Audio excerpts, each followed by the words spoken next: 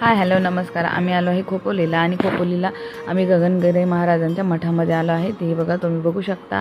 आणि इकडनं त्याचा आजूबाजूचा हा परिसर आहे आणि इकडे नदी पण वाहते, पण ती नदी मठामधून वाहते, म्हणजे तिकडनं डोंगरावरनं येते आणि ते दोन्ही साईडनी मठ आहे आणि त्याच्या आतमधनं ते पाणी वाहतं.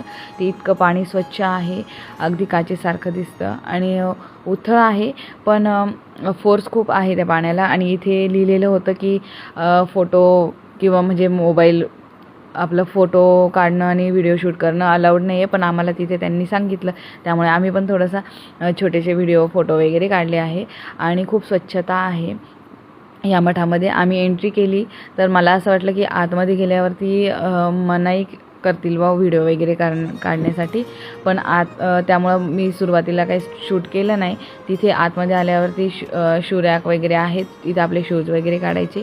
तिथं जेवणाचं कुपन घ्यायचं, त्याचे 30 रुपये आपल्याला पे करावे लागतात एका ताटाचे. आणि मग ते आम्ही काढलेलं आहे. इकडं आहे जिथे महाराजजी याच्यासाठी बसायचे, ध्यानस्थ बसायचे, ती गुफा आहे वरती.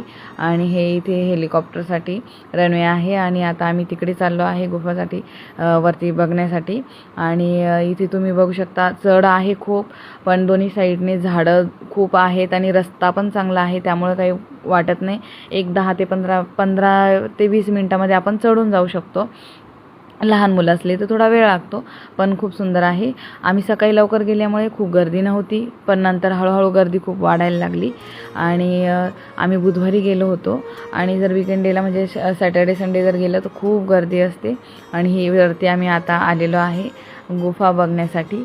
तर हे बघा तुम्ही बघू शकता, इकडे आतमध्ये जाण्याचा रस्ता आहे आणि मध्ये मस्त शांत आहे तिथे वातावरण. तिथे बोलण्यास सक्त मनाई, आवाज जास्त करायचा नाही, कारण तिथं ध्यानासाठी बसलेले असतात काही लोक, त्यामुळे ती जागा खास त्याच्यासाठी आहे. आणि इकडनं आता आम्ही बाहेर पडणार आहोत. आणि ह्या ठिकाणी एक वॉटरफॉल पण आहे, धबधबा. तो जेव्हा पाऊस असतो तेव्हा खूप जोरात ते पाणी वाहतं आणि खूप सुंदर दिसतं ते.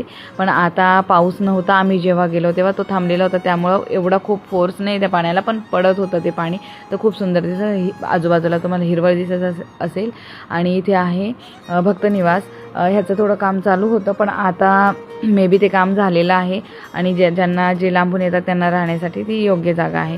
आणि इथे आहे ही रांग जी लागलेली आहे ती जेवणासाठी लागलेली आहे आणि खूप छान आहे तो मठ. तुम्ही